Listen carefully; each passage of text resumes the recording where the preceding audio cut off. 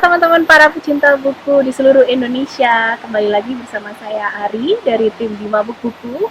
Nah, kali ini saya akan seperti biasa mereview sebuah buku.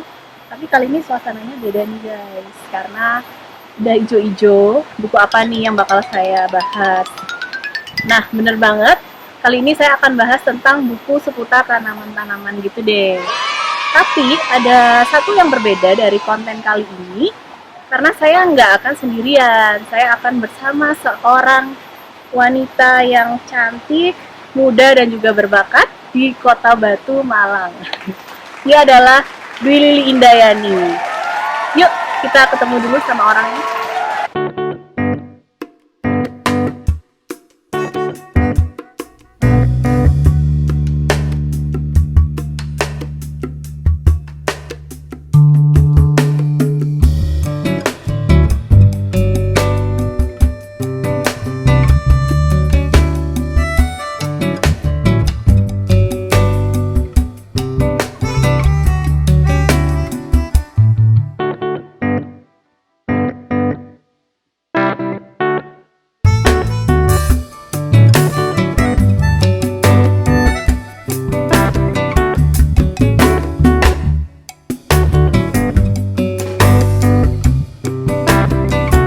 Nah, sekarang kita udah bersama orangnya nih. Halo Lili, gimana kabarnya?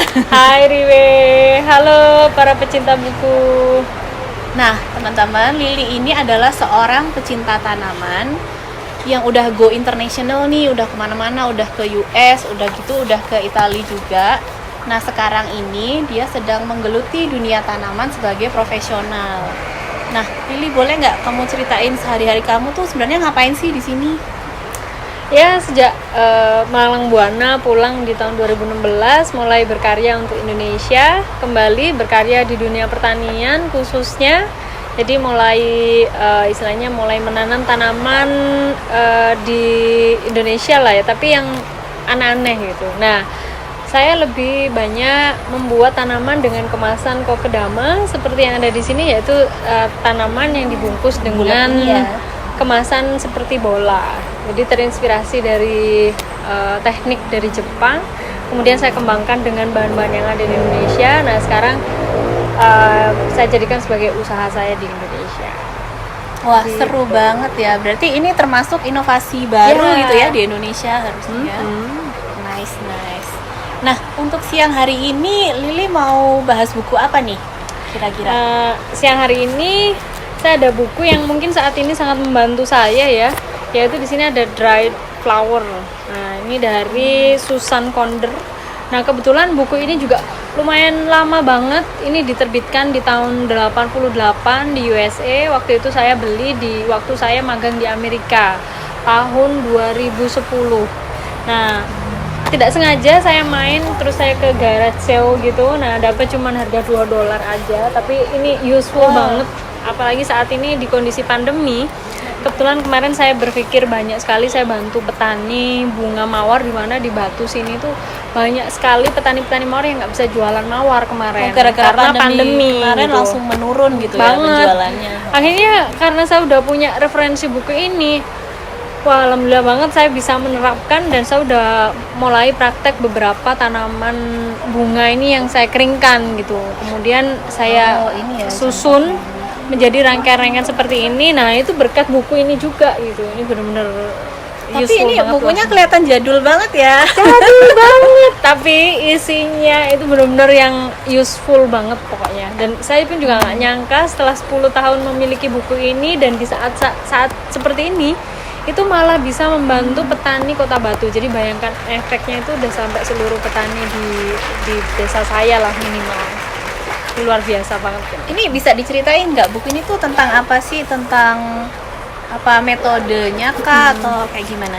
Jadi di Dried Flower ini drying and arranging. Jadi ada bagaimana cara teknik mengeringkan beberapa tanaman bunga, dan ada juga teknik membuat rangkaiannya sekalian. Jadi itu bagus banget. Jadi dari setiap tanaman itu kan memiliki karakteristik yang berbeda. Nah, di sini tuh dijelaskan seluruh apa aja sih tekniknya, mulai dari pengepresan dengan cara digantung. Nah, rata-rata yang saya terapkan di sini yang sesuai dengan bahan di Indonesia itu dengan cara digantung. Jadi misalnya seperti ini, nah itu boleh deh. Itu dengan cara digantung seperti ini. Jadi bunga-bunganya itu tidak dipres tapi digantung. Nah dengan begitu petalnya semuanya masih utuh. Nah itu Karena saya mengikuti kalau banget dipres lah. tuh gepeng gitu ya. Iya, Jadi gepeng. Kalau gepeng biasanya kan pakai untuk hiasan Di figura, ucapan kayak gitu, gitu-gitu figura. ya. Nah, saya teknik di sini juga dijelaskan banyak sekali ya di dalam buku ini tuh. Mulai dari yang pertama itu kita keringkan atau kita awetkan istilahnya dengan silika gel. Jadi kan biasanya dipakai kalau untuk menyerap kelembapan, Iya, bisa pakai benar-benar. makanan, bisa pakai Iya. untuk sepatu biasanya. Biasanya ada di kantong kecil Nah, di box sepatu tuh. Itu kalau kita pakai untuk ngeringkan bunga gini kita butuhnya banyak. Jadi kalau langsung satu box gitu kayak misalnya 5 kilo gitu. Nah, itu kita masukkan di dalam silika gel, kemudian kita bisa selama 2 minggu nanti kita bisa dapatkan produk-produk seperti ini. Itu yang teknik-teknik yang ada di buku ini. Kemudian ada juga yang digantung tadi secara natural tapi harus ada udara yang mengalir di dalam. Jadi diangin-angin gitu Diangin-anginkan lah, digantung terus diangin-anginkan. Kemudian Berapa lama tuh kalau digantung? kalau dianginkan itu kalau mawar itu bisa sampai 2 minggu. Oh, ya nggak terlalu lama juga sih. Enggak, sebenarnya. tapi memang butuh istilahnya sirkulasi yang tepat. Kalau misalnya nggak tepat nanti dia jamuran. Bener banget. Apalagi di Indonesia nih lembab banget. Iya, lembab banget itu makanya nggak sama. Walaupun di sini kan banyak sekali teknik yang diajarkan, tapi memang hanya beberapa yang kita bisa terapkan. Tapi ini bagus banget akhirnya karena buku ini juga banyak sekali inspirasi yang muncul yang kita bisa terapkan untuk di Indonesia. Oke, wow. Jadi meskipun terbit tahun 1988, ini masih relevan nih ya sampai sekarang caranya. Caranya sangat relevan, bahkan sekarang Wow. pun mereka masih menggunakan cara yang sama yang sesuai dengan petunjuk buku di sini. Amazing banget ya. Maksudnya masih sangat berguna gitu. Ini udah melewati berapa generasi nih by the way. Makanya buku ini ya kan. Umur saya kayaknya. Makanya sama saya juga. Nah, Lili tadi kita udah ngomong sedikit singgung-singgung soal pandemi nih ya. Nah, kan kita udah 8 bulan nih sekarang, mulai dari Maret sampai sekarang nih ya, kurang lebih hampir setahun nih. Terus menurut kamu yang menggeluti bisnis di bidang tanaman ini sekarang situasinya gimana nih? Apakah masih menurun atau gimana?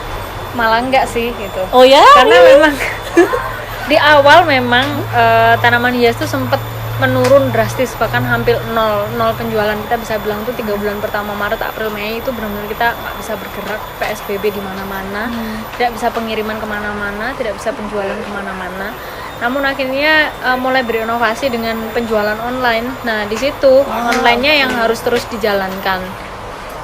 Nah dengan online akhirnya di Juli, Agustus, September dan sekarang itu terus meningkat, bahkan kita bisa bilang itu sampai lebih dari 200%.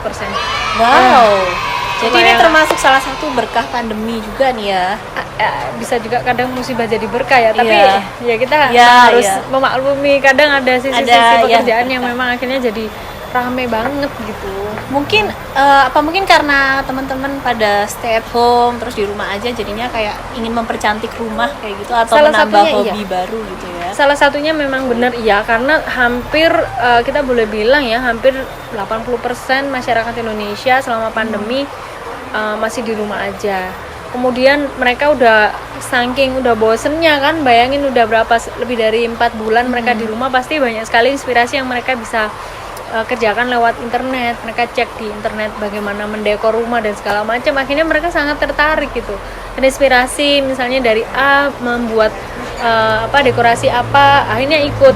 Tanaman yang dulunya itu murah, kita sekarang bisa dapetin dengan harga yang luar biasa mahalnya, Nah, bahkan itu sampai puluhan juta loh. Nah itu menarik banget tuh, kayak ada tanaman yang disebut apa tuh namanya? Bolong-bolong. Oh ya, Monstera. Jadi Monstera. ada Monstera deliciosa dan ada Monstera Andersoni. Yang Andersoni itu janda bolong dong sebutannya.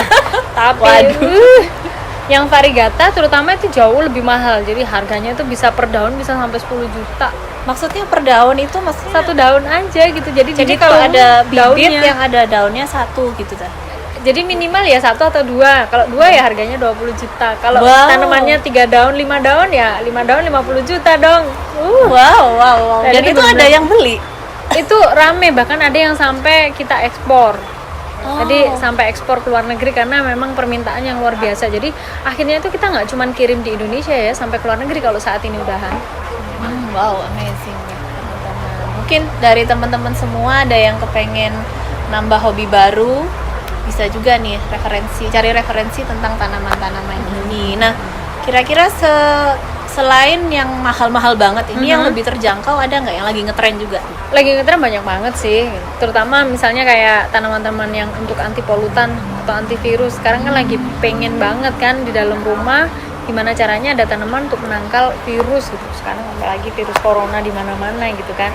Nah, itu ada jenis-jenis Sansevieria itu yang masih terjangkau tapi bisa dipakai untuk menangkal anti polutan tadi. Oh, oke.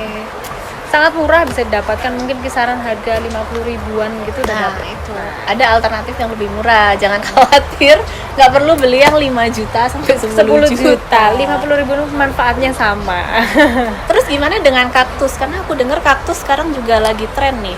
Ya, karena memang biasanya ada beberapa konsumen itu yang dia takut merawat karena kan takut mati. Nah, kaktus iya. itu bisa menjadi solusi juga. Solusi juga gimana? Menyiramnya cukup 2 minggu sekali aja. Nah, tuh buat yang pada Cocok mager. banget. Nah, itu terus perawatannya juga sangat minim sekali. Dia suka matahari, jadi cocok banget kalau misalnya daerah-daerah ibu kota besar itu kan rata-rata pasti suhunya panas. Nah, itu solusi banget kalau mereka pengen punya tanaman jarang disiram atau minim perawatan tapi Low pengen maintenance, kelihatan ya. hijau terus ya. Itu pas banget tuh kaktus-kaktus. Iya, cuman nggak bisa dielus soalnya berduri. Nah, kalau yang punya anak juga kayaknya harus waspada juga ya. Iya, benar juga. Nah, Lili, kita udah bahas-bahas soal tanaman, terus soal pandemi ini juga. Ada nggak satu pesan buat para pecinta buku di rumah? Mungkin untuk mengisi hari-harinya di kala pandemi ini, enaknya ngapain nih?